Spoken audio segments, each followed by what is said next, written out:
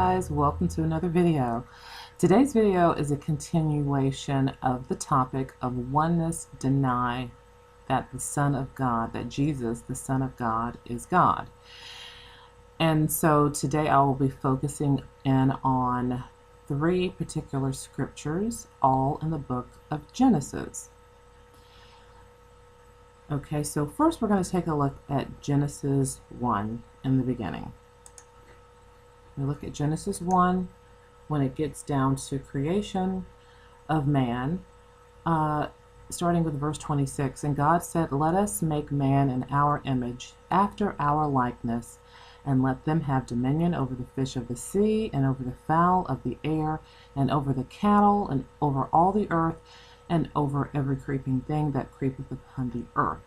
Verse 27, so God created man in his own image. In the image of God created he him. Male and female created he them. And God blessed them, and God said unto them, Be fruitful and multiply, and replenish the earth, and subdue it, and have dominion over the fish of the sea, and over the fowl of the air, and over every living thing that moveth upon the earth. So we're seeing in verse 26 where God is saying, let us make man in our image, after our likeness.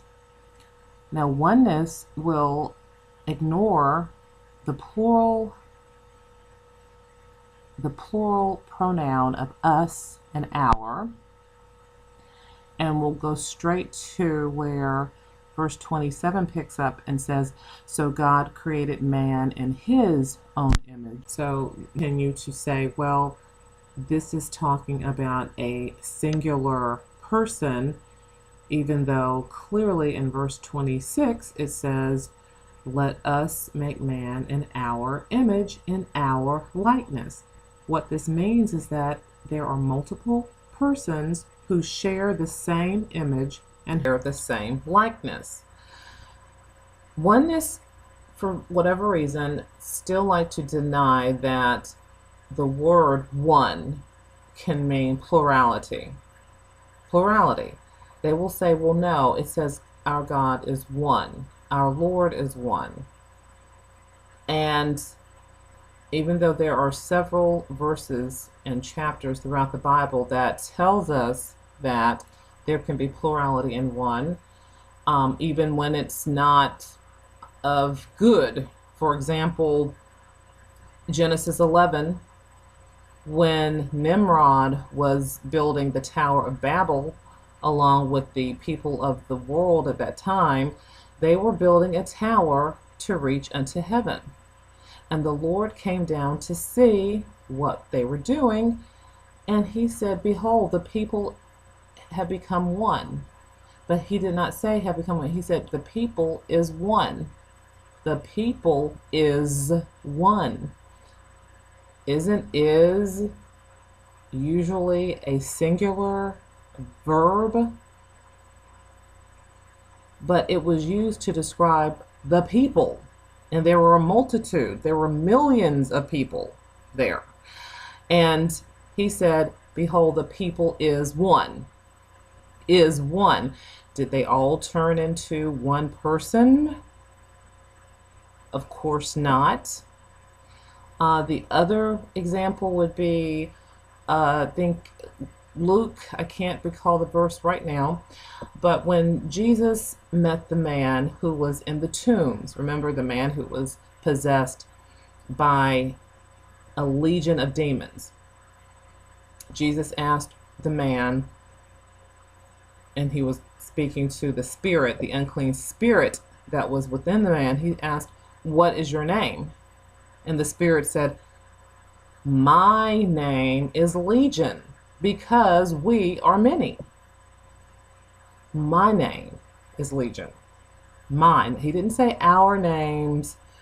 He said, my name is Legion because we are many. Another example of the plurality in one. Okay? The next quick example would be Revelation chapter 1. Revelation chapter 1. So what we find in Revelation chapter 1 is that Jesus is talking. He is addressing John. Okay, John is on the Isle of Patmos, and he is in the Spirit. Okay, the Holy Spirit is within him, and Jesus comes to him in a vision and shows him these things, and he writes about them. And some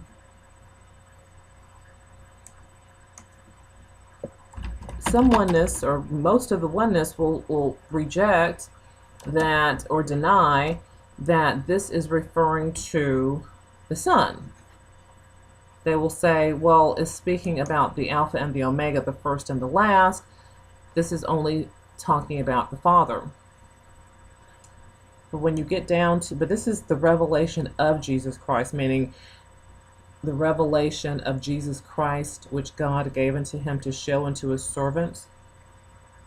And he sent and signified it by his angel unto his servant John. So read the whole chapter. When you get down to verse 17, for time's sake, I'm just going to go to that. It says, and when I saw him, this is John speaking, and when I saw him, I fell at his feet. Let's see. I fell at his feet as dead, and he laid his right hand upon me, saying unto me, fear not. I am the first and the last. I am the first and the last. I am he that liveth and was dead, and behold, I am alive forevermore. The same person saying that he is the first and the last continues to say that he liveth and was dead, and behold, I am alive forevermore. You see that? Is that the Father speaking? No. No, it's the Son. The Son died. The Father sent the Son to die on the cross, to die for the sins of mankind, to free us through the resurrection. You understand? So this is no more denying about, oh, one can only mean singularity, and who Jesus is. He is the Son of God who came as the Son of Man. He had to live the human experience, and he was 100% flesh, and he was also 100% God. He was the Son of God and God. One of the things that Oneness Doctrine subscribe to is that you must be water baptized in order to be saved. They literally think that H2O, water, will save a soul. And I'm going to point us to Acts 15, in the book of Acts 15, starting at verse 1. It reads, and certain men which came down from Judea taught the brethren, and said, except ye be circumcised after the manner of Moses, ye cannot be saved. Except ye be circumcised after the manner of Moses, ye cannot be saved. When therefore, verse 2, when therefore Paul and Barnabas had no small dissension and disputation with them, they determined that Paul and Barnabas and certain other of them should go up to Jerusalem unto the apostles and elders about this question. Verse 3, and being brought on their way by the church, they passed through Phoenice and Samaria, declaring the conversion of the Gentiles. And they caused great joy unto all the brethren. Verse 4, and when they were come to Jerusalem, they were received of the church and of the apostles and elders, and they declared all things that God had done with them. Verse 5, but there rose up certain of the sect of the Pharisees, which believed, saying that it was needful to circumcise them and to command them to keep the law of Moses. If this is not oneness, I don't know what is. But rather than physical, fleshly circumcision, they are dealing with physical, fleshly water baptism. And only they can do the water baptizing.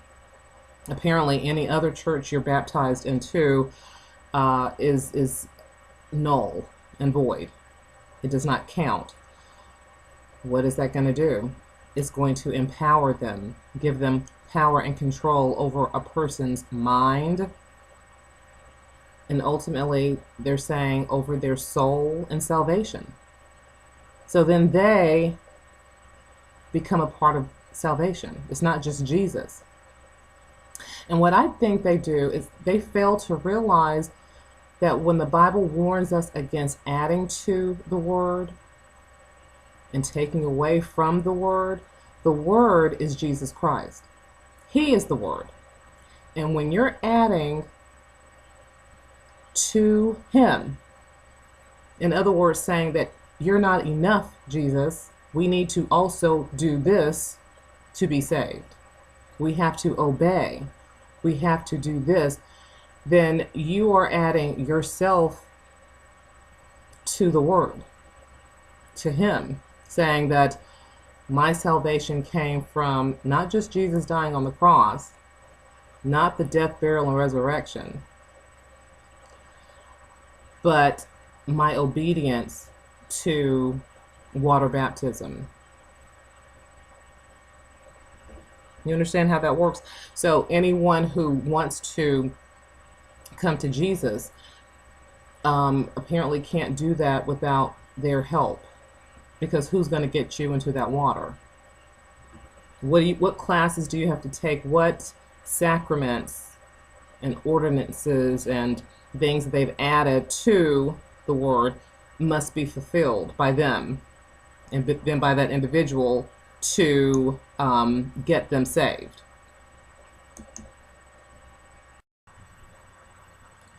What we have to also see is that they are denying that Jesus, the Son, and the Father are one.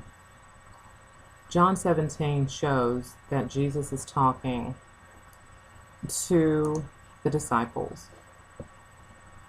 And he's talking to the Father. Excuse me. He's saying, this is John chapter 17, and Jesus is speaking to the Father. They are not of the world, even as I am not of the world. Sanctify them through thy truth. Thy word is truth. So that's verses 16 and 17. Verse 18, as thou hast sent me into the world, even so have I also sent them into the world. And for their sakes I sanctify myself, that they also might be sanctified through the truth. Verse 20, neither pray I for these alone, but for them also which shall believe on me through their word. Verse 21, that they all may be one. That they all may be one. As thou, Father, art in me, and I in thee, that they also may be one in us, that the world may believe that thou hast sent me.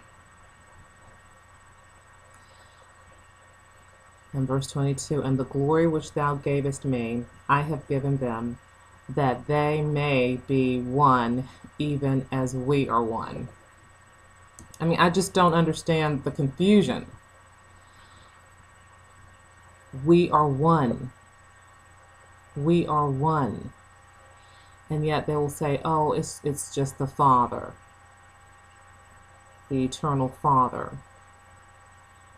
And clearly, if you read the whole chapter of John 17, and it starts, these words spake Jesus, and lifted up his eyes to heaven, and said, Father, the hour is come. Glorify thy Son, that thy Son also may glorify thee. as thou hast given him power over all flesh, that he should give eternal life to as many as thou hast given him. And this is life eternal, that they might know thee, the only true God, and Jesus Christ, whom thou hast sent. Whom thou hast sent. I have glorified thee on the earth. I have finished the work which thou gavest me to do. And now, O Father, glorify thou me with thine own self, not with me, but he says, glorify thou me with thine own self, because the Father has an own self, with the glory which I had with thee before the world was. But they will say that that only means or references that the Word was God's thought, his mind. They will not say that this is dealing with the eternal Son.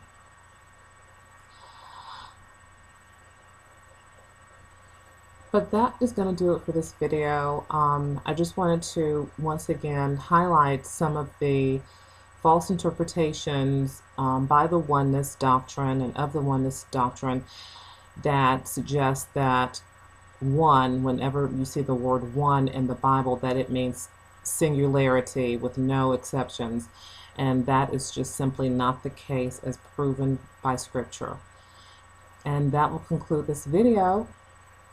And I hope that this helps you and helps to just get your perspective correct, because we cannot take things out of context and jump around from verse to verse just to uphold our doctrine. Read the verses and read the scriptures in their entirety to be able to have understanding and ultimately wisdom. Well, that will do it for this video. And of course, as always, I ask that you leave comments. Please like, share, and subscribe. And I will see you the next time. You take care. Bye-bye.